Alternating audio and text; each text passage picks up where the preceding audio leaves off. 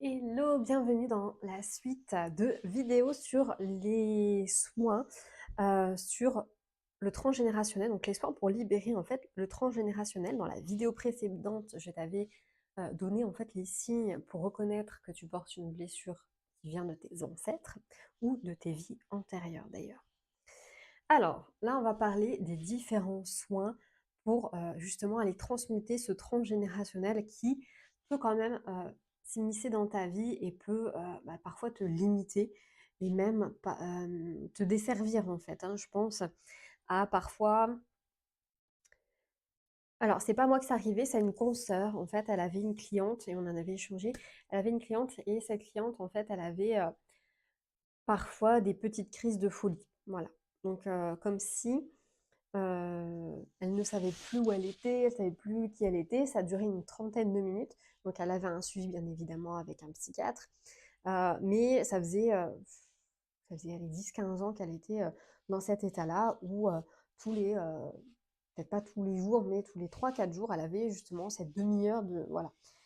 Et en fait, elle a travaillé avec une consoeur qui travaille en psychogénéalogie. Et en fait, dans sa psychogénéalogie, en fait, elle avait détecté qu'une de ses ancêtres avait été enfermée dans un hôpital psychiatrique pas très sympa et qu'elle revivait. C'est comme si en fait elle avait des réminiscences en fait de ce qui se passait par rapport à cet ancêtre-là. Donc ensemble, elles ont travaillé. La psychogénéalogie, je sais qu'ils font aussi un travail exceptionnel. Je ne sais pas bien comment ça fonctionne, mais en tout cas, c'est un des premiers soins que tu peux, vers lequel tu peux t'orienter pour te libérer du transgénérationnel, puisque cette cliente, en tout cas, a vu ses crises voilà, diminuer, voire même de mémoire disparaître quasiment totalement. Donc, ce qui lui apporte un confort, hein, puisqu'elle avait bien entendu d'autres troubles associés.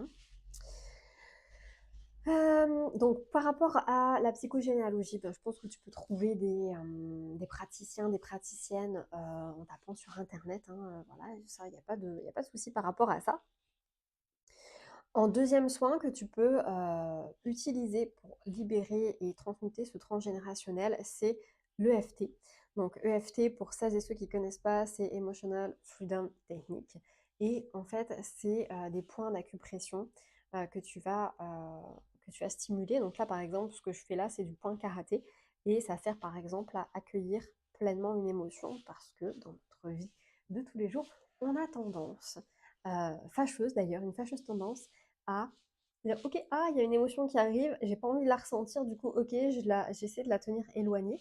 Et en fait, le problème, c'est que cette émotion grossit, et un jour, elle va venir dans ta face pour montrer là où tu dois aller, puisqu'une émotion est avant tout une boussole, au cas où tu ne le saurais pas. Et du coup, cette émotion, elle permet justement à cette émotion de te traverser en toute sérénité, même si, voilà, traverser une émotion, c'est jamais forcément très très simple. En tout cas, ça dépend de l'émotion.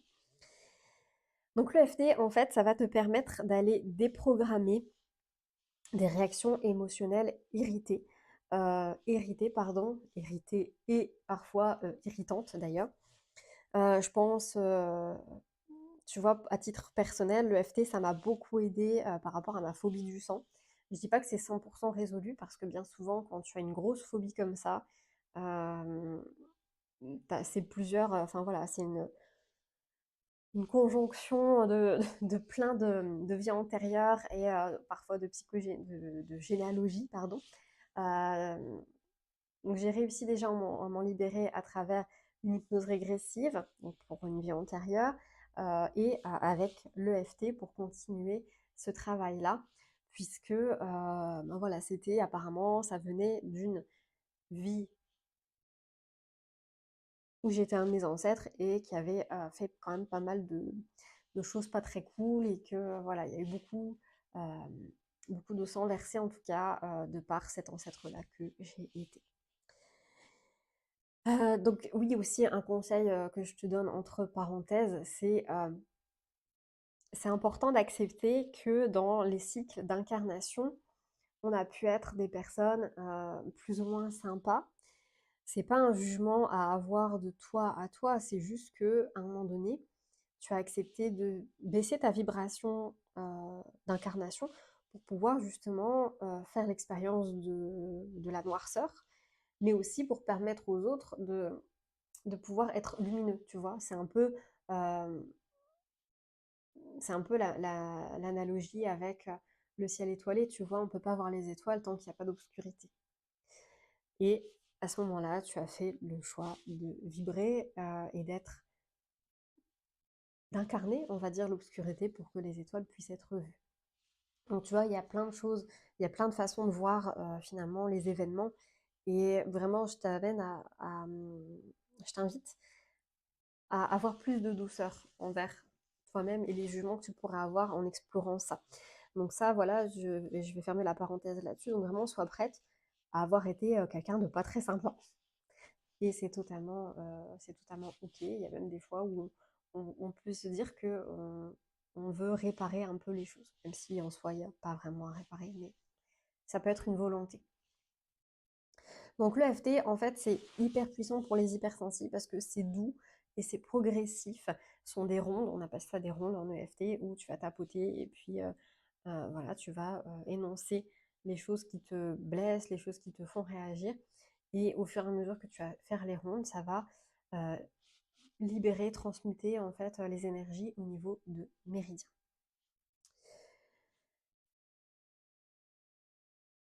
Donc un exemple en EFT aussi, c'est que la peur de décevoir, ça vient souvent des mémoires de ta mère ou de ta grand-mère, voire même de ton arrière-grand-mère.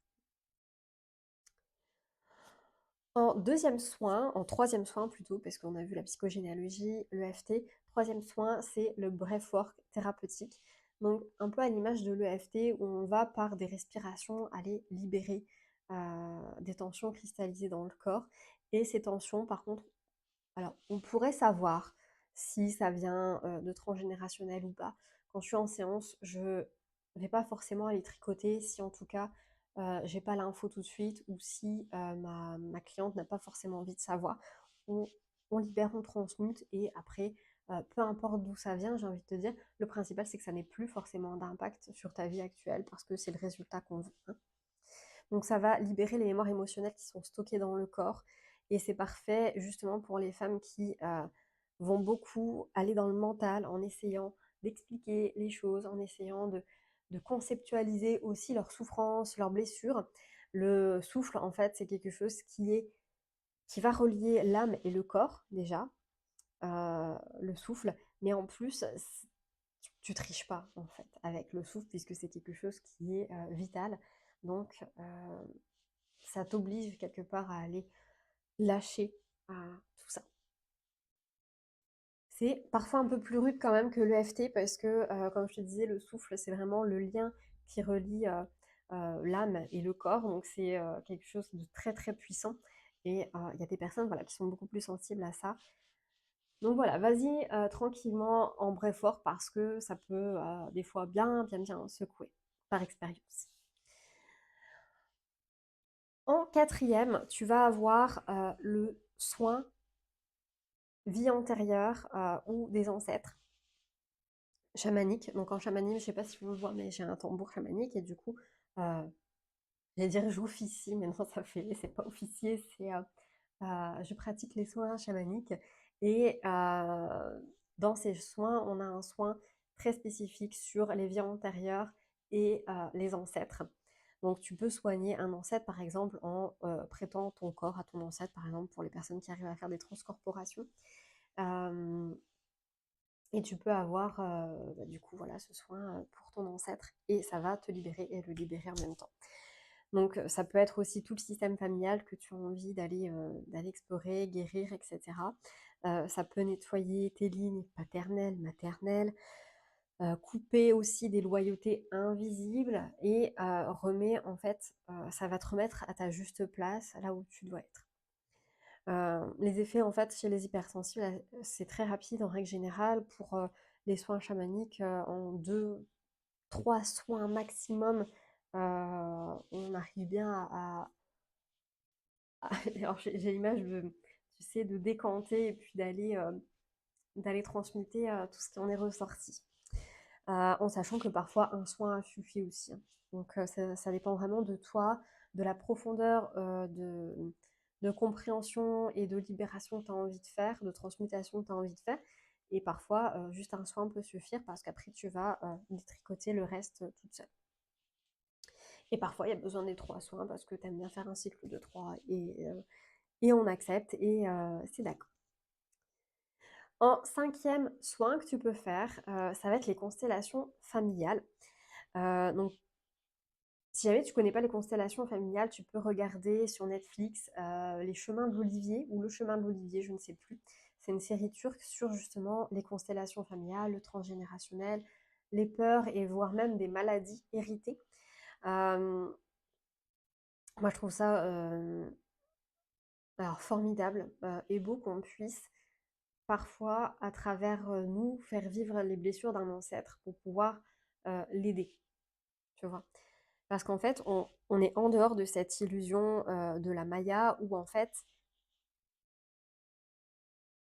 hem, tout est linéaire, tu vois? Quand je te parle de vie antérieure, je te mets toujours des guillemets parce qu'en fait, c'est notre perception incarnée ici, mais par contre au niveau de notre âme, au niveau, prise de recul, on va dire, heu, tout est en même temps, d'accord? Il y a pas de passé, passé, présent, futur.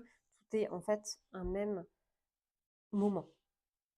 Qui est maintenant. Je sais que les personnes qui n'ont pas l'habitude de parler spiritualité vont être un petit peu chamboulées, mais vraiment tu peux te renseigner là-dessus. C'est assez pas magique, mais je trouve ça très très beau en fait comme vision.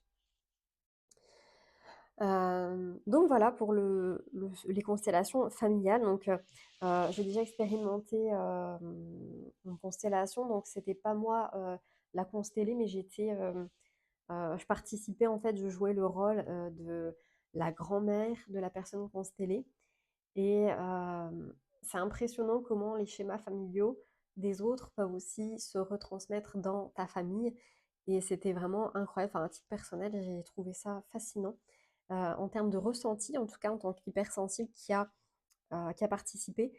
J'étais extrêmement fatiguée, j'étais épuisée. Là où j'ai pas forcément bien anticipé, c'est que je pensais pas que ça allait m'épuiser autant et c'était à 1 heure et demie de route de chez moi et enfin voilà, je suis rentrée super tard, c'était compliqué. Hem et le fait de jouer, ce rôle-là, ça a été, alors épuisant, mais aussi très perturbant puisque tu sens bien qu'il y a autre chose qui se passe en toi et que pour le coup, c'est pas du tout à toi. C'est vraiment le système qui se met en route et que, bah, tu joues en fonction d'eux, quoi. Tu bouges dans la pièce en fonction de tout le système familial qui ne t'appartient pas et en même temps dans lequel tu te retrouves puisque les schémas familiaux sont plus ou moins les mêmes. Donc vraiment, c'est une belle expérience à faire si tu aimes ça, les constellations familiales. Euh, Après, voilà, en tant qu'hypersensible, moi je l'ai ressenti beaucoup trop fort. Je l'ai fait une fois, peut-être que je le referai un jour une seconde fois, mais c'est pas quelque chose qui m'a transcendée. Voilà. Mais ça reste quelque chose de très intéressant, attention. En 6e soin, donc là, ça va plus être une de mes spécialités puisque le coaching, ce qu'on appelle le coaching deep connection, donc connexion profonde avec quelqu'un, euh, spécialisé dans l'hypersensibilité. Avec ce type de coaching, je vais pouvoir aller explorer avec toi euh, des parties de toi qui portent la blessure du transgénérationnel ou la blessure d'un ancêtre. Euh, Quand je l'ai apprise, quand je l'ai appris en fait ce coaching-là, moi on m'a emmené voir une partie de moi qui était reliée à une de mes arrière-grand-mères qui avait abandonné, qui avait été contrainte d'abandonner un enfant. Et ça m'a vraiment, pour le coup, permis de transmuter ma blessure, ma propre blessure d'abandon, hein, puisque bah, je ne sais pas si tu as regardé mes autres vidéos ou si tu me connais sur les réseaux sociaux, mais mon géniteur, moi, est parti avant ma naissance. Donc, j'avais cette blessure-là que je traînais depuis des années, que j'avais réussi quand même à reconstruire, à recoller, et cetera, à m'en libérer, à transmuter. Et ce coaching-là m'a vraiment permis hem, d'aller vraiment prendre cette blessure et puis d'en faire vraiment une forte une j'allais dire une puissance, mais ça va même au-delà de la puissance, en fait. C'est-à-dire que ça fait partie de mon identité en tant que, pierre angulaire de mon être. Voilà, je ne sais pas le dire autrement. C'est ça, en fait, qui me permet de comprendre, beaucoup mieux les autres et d'avoir plus d'empathie. Donc c'est un véritable cadeau que je ne voudrais enlever pour rien au monde. Donc voilà mon histoire, en tout cas pour, le coaching, Deep Connection, le coaching émotionnel spécialisé pour les hypersensibles. Qui va permettre, en plus d'aller connecter à ces parties-là de toi qui abritent ces blessures des ancêtres ou de tes vies antérieures, ça te permet aussi de poser tes limites, de voir aussi les schémas qui peuvent se reproduire dans ta vie actuelle et surtout de passer à l'action pour arrêter de répéter. Le coaching, c'est ça, c'est passer à l'action pour pouvoir amorcer euh, une autre forme de vie, on va dire, une autre forme de ta vie. Alors, en sixième, aussi, ça va beaucoup me parler, ce sont les mémoires akashiques. Donc, je vais dédier une vidéo complète suivant après pour les mémoires akashiques, pardon. Euh, et les mémoires akashiques, en fait, c'est accéder à toutes les informations qui ont, sont et seront dans le monde et dans l'univers. C'est-à-dire que les mémoires akashiques, ça va te permettre d'aller voir tes contrats d'âme, de pouvoir aller les renégocier, d'aller voir tes schémas familiaux, voir si tu as des contrats aussi avec d'autres familles. Je prends l'exemple d'une cliente qui n'arrivait pas à se mettre en couple et en fait finalement, enfin, elle était divorcée, en fait elle n'arrivait pas à se mettre en couple avec une nouvelle personne et en fait en explorant ses mémoires akashiques on s'est rendu compte que elle avait fait un genre de pacte avec son ex-mari dans une autre vie, dans une autre même dimension, et que c'est pour ça que sur Terre, en tout cas, elle n'arrivait pas jusqu'à présent à se mettre en couple. Donc une fois que tu vois ça, déjà, prends conscience d'une blessure, c'est déjà 80 voire 90% du boulot qui est fait, de la guérison. Le voir, la reconnaître, c'est déjà avoir une posture d'observateur et si tu regardes mes vidéos, je pense que tu t'intéresses à la physique quantique. En physique quantique, quand il y a une expérience, en fait, il y a toujours le syndrome de l'observateur, c'est-à-dire que le résultat d'une expérience va être modifié en fonction de qui l'observe. Ça aussi, je trouve ça génial comme concept et je trouve ça génial, enfin, comme expérience aussi et comme réalité. Et du coup, voilà, les mémoires akashiques, ça va te permettre d'aller voir ça. Ça va permettre aussi d'aller mettre en lumière des prédispositions, d'aller connecter directement avec tes guides, de te, de te donner en fait, enfin, des conseils, oui, et en même temps, tu as toujours un libre arbitre dans les mémoires akashiques. C'est-à-dire que c'est comme une grande bibliothèque et en fait, on va prendre le livre de ta vie et on va explorer les chapitres qui, à l'instant T de ta vie, en fonction de ta demande, peuvent potentiellement alors poser problème, je mets des guillemets, mais qui méritent d'être explorés pour que tu puisses justement, toi, vivre une vie beaucoup plus apaisée, sortir de tes schémas, etc. et avancer dans ton développement personnel et spirituel. Donc mémoire akashique, c'est pareil, c'est assez fatigant dans le sens où c'est un soin de l'âme, où il y a le côté assez, en tout cas pour moi, c'est hyper sacré une personne qui va me demander de faire ses mémoires akashiques parce que ça touche vraiment à quelque chose de très intime au niveau énergétique. En tout cas, moi, je le vois comme ça. Et donc voilà, je vais te faire la vidéo spécifique sur les mémoires akashiques, comme ça tu pourras en savoir plus si le sujet t'intéresse. Donc pour conclure, je vais te dire que finalement, il n'y a pas de soin meilleur que les autres.